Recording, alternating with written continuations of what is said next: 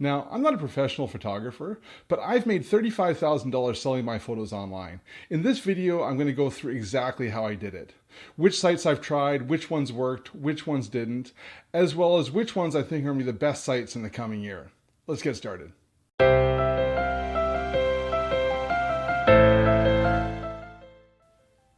Hi, I'm James. I make a living as a software developer, but I love travel and landscape photography. And for the past 7 years, I've been selling my photos online. Now, I'm going to be going through the results that I've got selling my photos online, but your results may differ depending on the type of photography you do. I'd love to hear in the comments section about whether you've tried selling your photos online before and what type of success you've had. Also, stick around to the end of this video because I'm going to go through which sites I think are going to be the best in the coming year. Now I'm going to jump on the computer and show you some charts of the sales I've had over the past 7 years. So I keep track of the revenue from each website in Excel.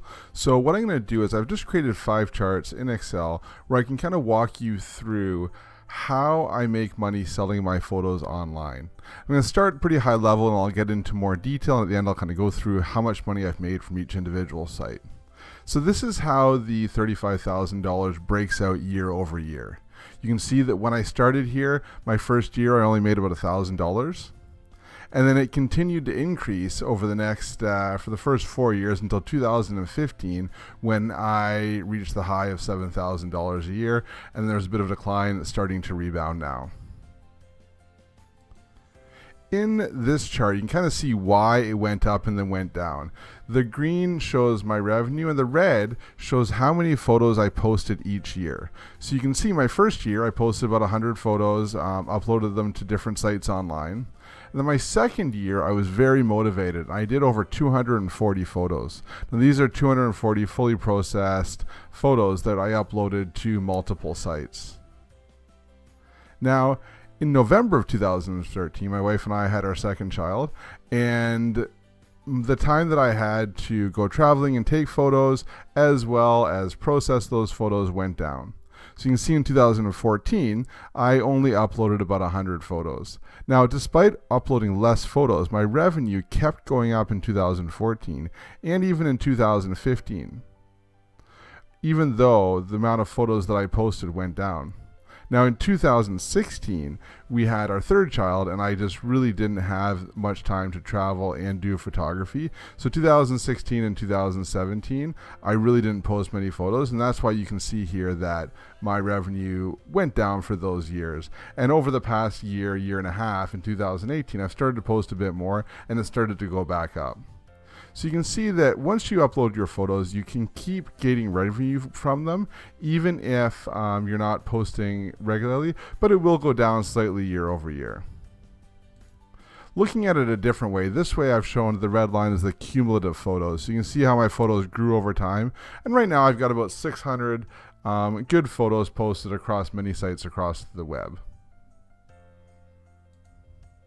Now, if you look at the types of sites that I upload to, you can really break them into 3 main sites. Okay, the first is direct stock. So this is my own website. So I have a website, souvenirpixels.com. I used to host it on Squarespace. I currently host it on SmugMug, and anybody can go on there and buy photos directly from me, photo licenses.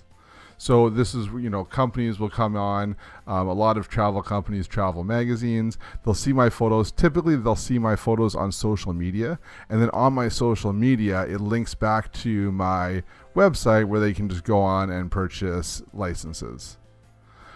Also on my website, you can purchase prints. So I sell prints on my website now. I also have uploaded my photos to a lot of print-on-demand sites, and I've tried out a bunch of them, but the only one that I've really had great success with is Fine Art America. So most of my photos are on Fine Art America, and I've made, some money from those as well too. You can see here about 8%. But the vast majority of the money that I've made selling my photos online has been from microstock sites. So I've tried a lot of different sites, about 23 of them in total, and that really makes up the majority of my revenue selling my photos online. So to go in and look at which sites in a bit more detail, you can kind of see in this pie chart. So this is kind of breaking out the revenue from all the sites.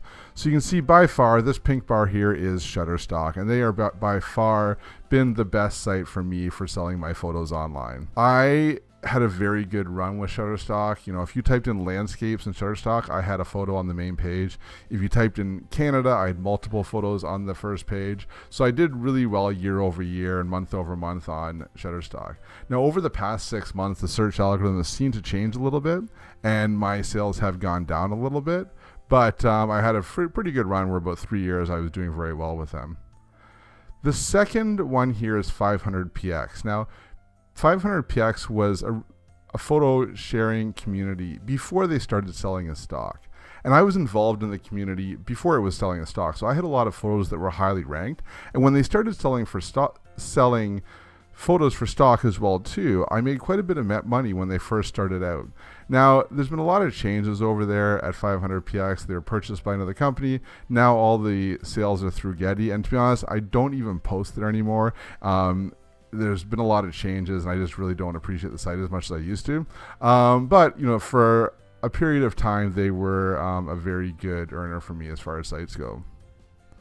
Down here, number 3 is Photodune. Now, Photodune has really only earned me a lot of money in the last couple of years. The first couple of years, it was very low, and the last 2 years, really, it's been very high. So I see Photodune really going and surpassing 500px probably this year. And then the fourth one here is Adobe Stock or Fotolia. So Fotolia was an independent stock site, and then Adobe bought them and turned it into Adobe Stock. So I had my portfolio on Fotolia. I did fairly well there, and now it's moved over to Adobe Stock. And when it moved over to Adobe Stock, I saw a bit of a dip in sales, but now I'm starting to see it pick up a bit more, maybe because I'm posting a bit more to Adobe Stock as well too. Now there's some other smaller ones here. One thing to know is this little sliver up here. It's about $400, and that's 13 sites. So I tried a lot of sites. What I'll do is when I hear about a new site, I'd upload like 200 photos to that site and see what happens. And a lot of time, nothing happened, right? Which is one of the reasons I'm making this video, right? Because I spent a lot of time uploading and, you know, trying to find these sites, uploading those sites, and really didn't get that much out of it. You know, 13 sites, $400 over 6 years is not a lot. So, you know, if I were starting out again, I would probably really just focus on the main sites that you see here and really not even worry about the smaller ones until, you know, they seem to be big enough to get some momentum, because there are a lot of stock sites out there, but I just don't think you can make a lot of money on all of them. You really need to have your photos on the big ones to start out with. Now, I hope that didn't come across as bragging, but I had no idea when I started selling my photos online that I would make $35,000 from them. Really, my goal of doing this was so that I could buy, you know, more cameras and lenses without taking it out of my family budget. And I achieved that, and I'm pretty happy with it. Now, there was a point when I considered trying to, you know, maybe go full time as a stock photographer, but at the time, what was selling primarily was business images. So what I realized was that to be able to be a full-time stock photographer, I would need to go and get models and kind of pose them in different business situations, taking hundreds of photos a day and uploading them. And that really didn't appeal to me. If you take a look at my portfolio, and I'll link to them, put some links down in the description, I really like taking travel and landscape photography. And I think what I realized was it would be very difficult to make a full-time salary and support my family on stock photography if I was only going to do travel and landscape. The other thing is that I enjoy my day job. I enjoy software development. I enjoy working with my clients. So I kind of feel like even if I did photography as a full-time job, I would probably just become like a software developer would become my hobby, and I still code in my part-time. Right? So I decided to stick with software development as my main living, and, you know, photography is my hobby.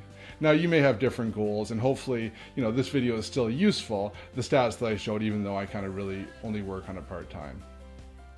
Now, at the start of the video, I mentioned that, you know, at the end, I would talk about which sites I see being the best in the upcoming year. Now, about 5 months ago, I tried uploading some of my photos to free stock sites. Now, if you aren't familiar with these free stock sites, there's sites like Pexels, Pixabay, Upsplash is another one, where you can upload your photos and then anybody can use them for free, commercial purposes for free. So they're stock sites, but you don't get paid.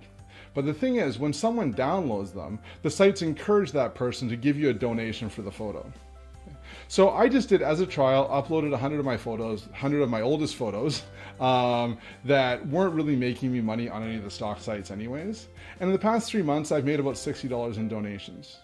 Now listen, that's not a lot of money, but $60 is more than I made from a lot of the lower sites that I have out there.